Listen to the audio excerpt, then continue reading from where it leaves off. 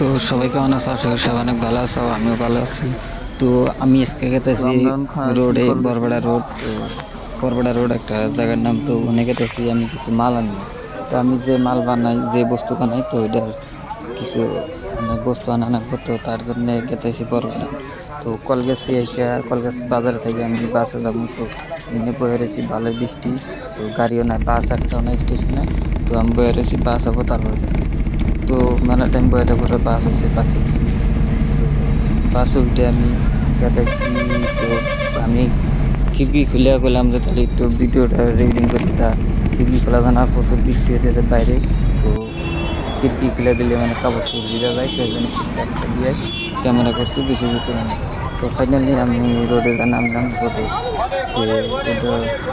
রোডে যা নামছি, নামার পরে কিছু খাতা করছি, খাতা করে এটা কী করছি আর কী বুঝতে পারছি ওইটা দেওয়ার জন্য পুরো ভিডিও দেখো।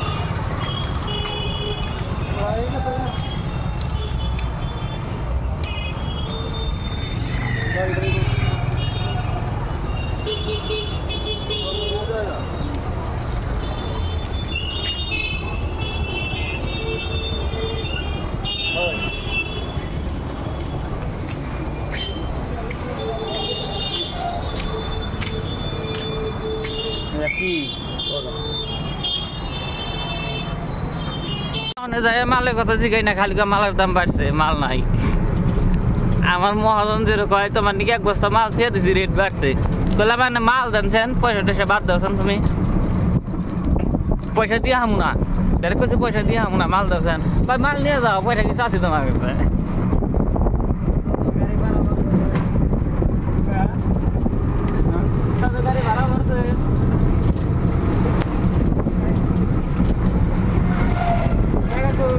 হ্যাঁ, গাড়ির ভাড়া ও না,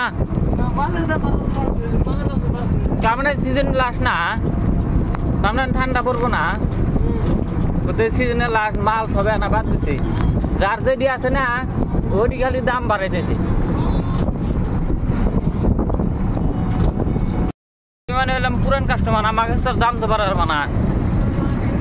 আমি মহাজন নিয়ে আইছি, মহাজন দাম বেশি কথা কইছে, বেশি পয়সাই দিব না, তুমি মাল দাও। তুমি থাকা না